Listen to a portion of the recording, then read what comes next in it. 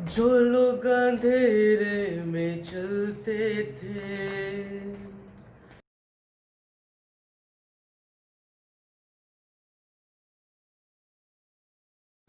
सबको जय मसीह की।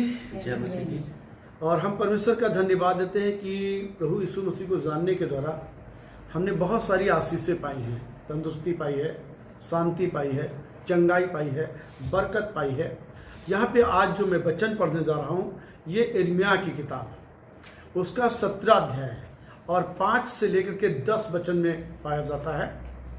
और यहाँ पे इस प्रकार से लिखा है, यहोवा यूं कहता है, श्रापित है वो पुरुष जो मनुष्य पर भरोसा रखता है और उसका सहारा लेता है, और जिसका मन यहोवा से भटक जाता है वह निर्जल देश के अधमरे पेड़ के समान होगा और कभी भलाई को न देखेगा। वह निर्जन तथा लोन छाई भूमि पर बसेगा। मैं ये कहना चाहता हूं कि अगर आप परमेश्वर को नहीं जानते हैं, सच्चे परमेश्वर को नहीं जानते हैं, आप श्रापित हैं। श्रापित व्यक्ति जिस काम में हाथ लगाता है नुकसान ही है। हर दिन उसको टेंशन से ही गुजरना पड़ता है। शारीरिक, मानसिक, आर्थिक क्षेत्र में शैतान ने उसको कंगाल जैसा बना दिया है। हग्गई नबी की किताब में लिखा हुआ है, तुमने बहुत बोया थोड़ा काटा, खाते हो परंतु पेट नहीं भरता है, पहनते हो परंतु गरमाते नहीं हो, जो मजदूरी कमाते हो छेद वाली थैली में डालते हो। यहां पे लिखा है कि जिसका मन परमेश्वर से भटका हुआ है वो निर्जल देश के अधमरे पेड़ के समान होगा, जो जहां पे कोई जल नहीं है। वहां पे अगर कोई पेड़ पौधा है, क्या वो सक्सेस हो सकता है? क्या वो फलवंत हो सकता है? क्या वो उन्नति कर सकता है? नामुमकिन है, असंभव है।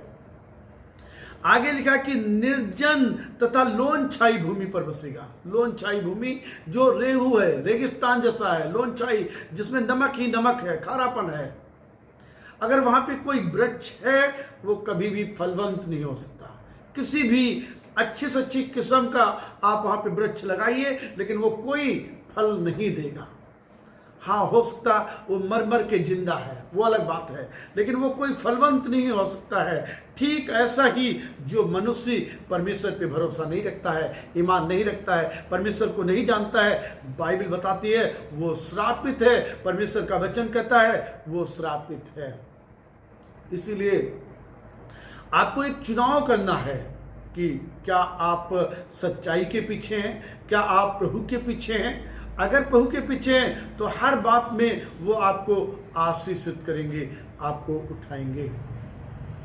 अगला जो पद है वो है, धन्य है वो पुरुष जो यहोवा पर भरोसा रखता है, जिसने परमेश्वर को अपना आधार माना हो। वो उस वृक्ष के समान होगा जो नदी के किनारे लगा हो और उसकी जड़ जल के पास फैली हो। जब धूप होगी तब उसको ना लगेगी और उसके पत्ते हरे रहेंगे, और सूखे वर्ष में भी उनके विषय में कुछ चिंता ना होगी, क्योंकि वह तब भी फलता रहेगा। जो व्यक्ति परमेश्वर पे भरोसा रखता है वो उस वृक्ष के समान है जैसे वृक्ष में डाली लगी है, अपने आप फलती है। जिसने परमेश्वर को अपने जीवन का आधार माना है वो उस वृक्ष के समान है जो नदी के किनारे लगा है, अपने आप फलता है। उसकी जड़ें गहरी फैल गई हैं, उसको धूप और इन सब चीजों का असर नहीं पड़ता, क्योंकि वो पूरा उसको पौष्टिक चीजें मिल रही हुई हैं। उसके पत्ते हरे रहेंगे, सूखे वर्ष में भी उनके विषय में कुछ चिंता नहीं होगी, क्योंकि वो तब भी फलता रहेगा। एक आशीषित व्यक्ति हर समय में वो आशीषित रहेगा, चाहे अकाल हो जाए, चाहे मरिया आ जाए, चाहे कितनी भी बड़ी समस्याएं क्यों ना आ जाए, लेकिन परमेश्वर उनको खिलाता रहेगा। एलिया के टाइम में हम पढ़ते हैं 3.5 साल का अकाल था, लेकिन एलिया को इन बातों का कोई चिंता नहीं थी। परमेश्वर उसको हर दिन खिलाता था। इसहाक जो परमेश्वर के पीछे चलने वाला व्यक्ति था, लिखा अकाल के दिनों में भी उसने 100 गुना फसल को पाया था। परमेश्वर की अगुवाई में चलने वाला व्यक्ति हमेशा फलवंत रहता, हमेशा आशीषित रहता। इसलिए आपका जीवन क्या परमेश्वर के ऊपर आधारित है? क्या आपने अपने जीवन में परमेश्वर को आधार माना है?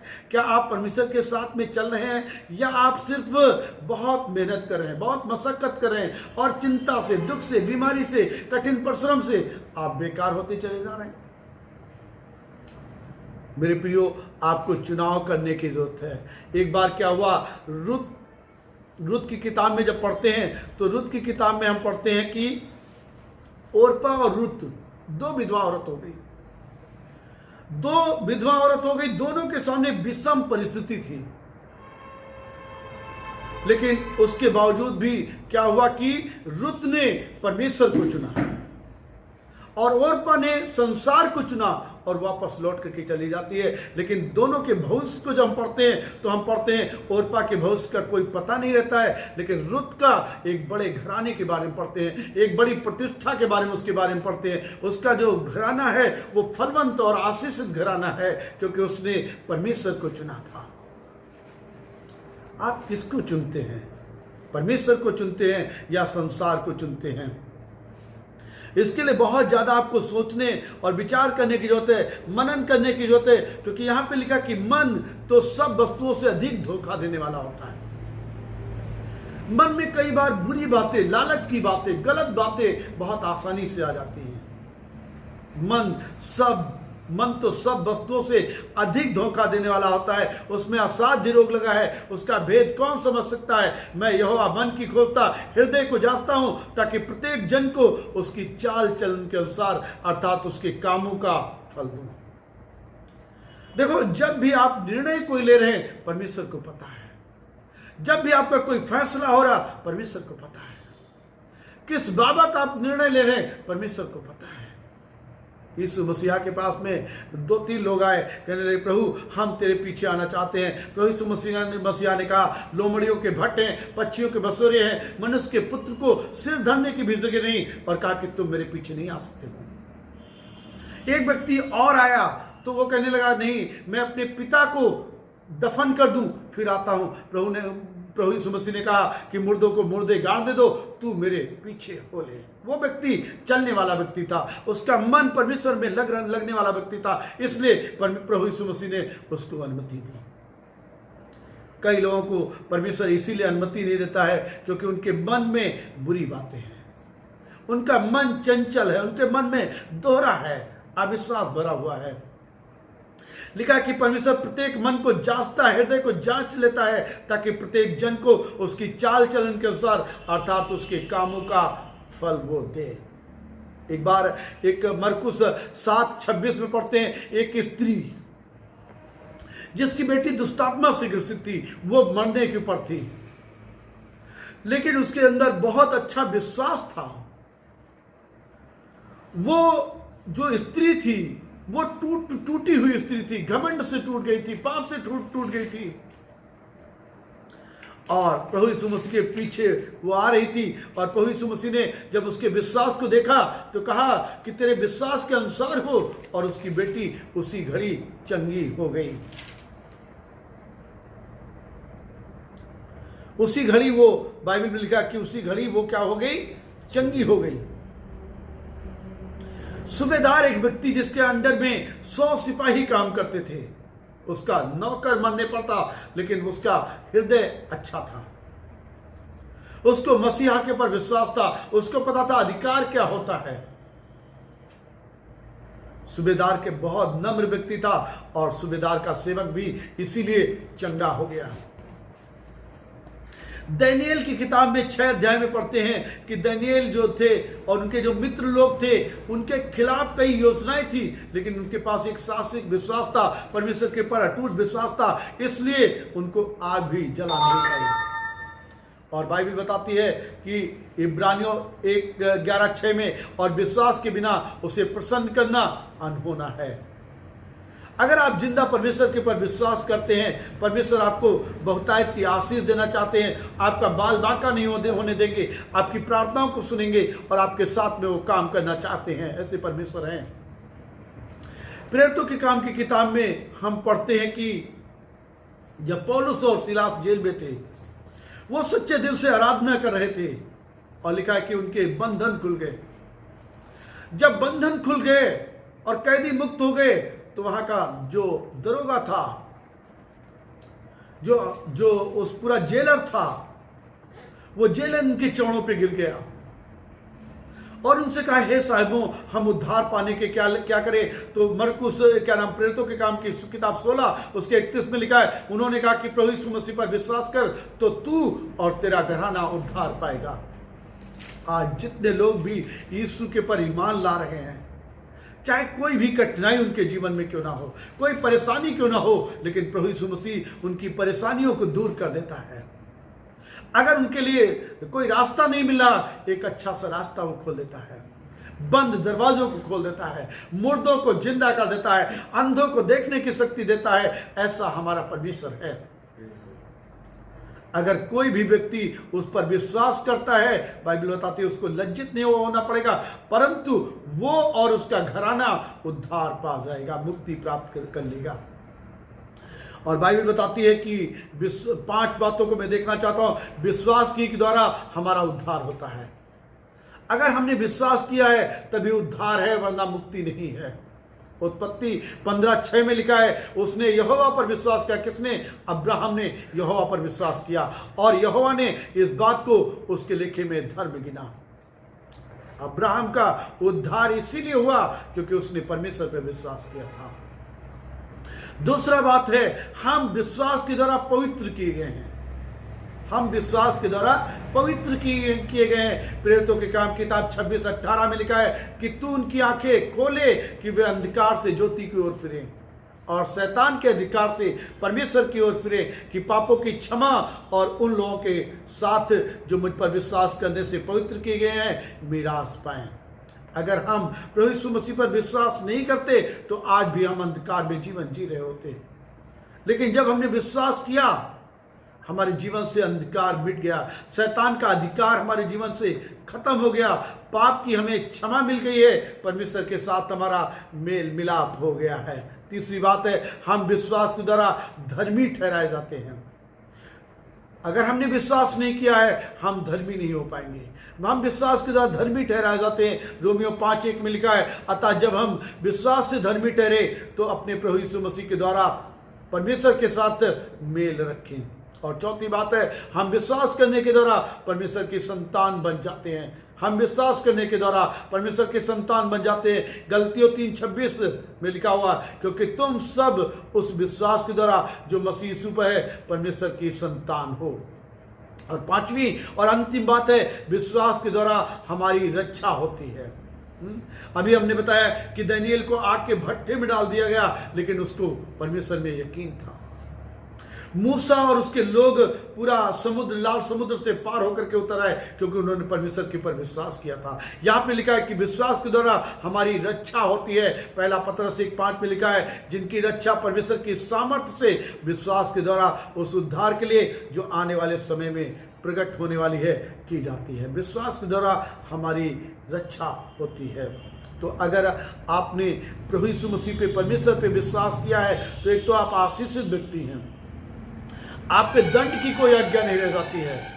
और अगर आप दुविधा में हैं, अभी तक कोई निर्णय नहीं लिया है, अभी तक पूरा फैसला नहीं किया है कि हमें परमेश्वर के पीछे चलना है या नहीं चलना है, दो रास्ते के ऊपर हैं, आप श्रापित व्यक्ति हैं। आपके सामने चुनाव है, आप क्या चुनते हैं। परमेश्वर ने आज भी आपको मौका दिया है। परमेश्वर आज भी आपका इंतजार कर रहा है कि आप लौट करके आ जाएं, अपने आप को सरेंडर कर दें और परमेश्वर के पीछे चले, ताकि आप उसकी संतान बन जाएं, हैं, उसके द्वारा आप धर्मी बन जाएं, हैं, और उसके द्वारा आपकी रक्षा हो सके। इस तरीके से परमेश्वर हमें बचाने के लिए आए, छुटकारा देने के लिए आए, मुक्ति देने के लिए आए। और वो अगर आप अपने जीवन में आने की अनुमति देते हैं तो आपके जीवन में वो आएंगे और आपके जीवन को शुद्ध करेंगे, आपके जीवन को पवित्र करेंगे, आपके जीवन में जो कमी है उसको दूर करेंगे, आपके जीवन को शुद्ध और पवित्र कह करके परमेश्वर के सामने उपस्थित करना चाहते हैं। परमेश्वर आपको आशीष दे, आप इन बातों पर सोच सके, विचार कर सकें और निर्णय ले सकें और परमेश्वर के साथ में चल सकें। आइए, हमारे बीच में भाई नीरज हैं, हम नीरज के साथ में एक भजन गाएंगे और उसके बाद में हम प्रार्थना करेंगे। जो लोग अंधेरे में चलते थे, उजियाला देखा उन्होंने। जो लोग अंधेरे में चलते थे, उजियाला देखा उन्होंने, ज्योति उन पे चमकी, मौत के देश में जीवन बिताया जिन्होंने, ज्योति उन पे चमकी, मौत के देश में जीवन बिताया जिन्होंने, अब ना कभी होंगे मायूस हम, आनंद हमें मिल गया, दूर हुई तन्हाइयाँ, हम सफर मिल गया, मिट गई वीरानियाँ, आज मिलन हो गया, आज मिलन हो गया, दूर हुई तन्हाइयाँ, अद्भुत युक्ति करने वाला, पराक्रमी परमेश्वर है, अद्भुत युक्ति करने वाला, पराक्रमी परमेश्वर है, पराक्रमी परमेश्वर है, प्रभुता उसके कांधों पे है, वो ईश्वरों का ईश्वर है, प्रभुता उसके कांधों पे है, वो ईश्वरों का ईश्वर है, युग युग का है वो पिता शांति का, राजकुमार मिल गया,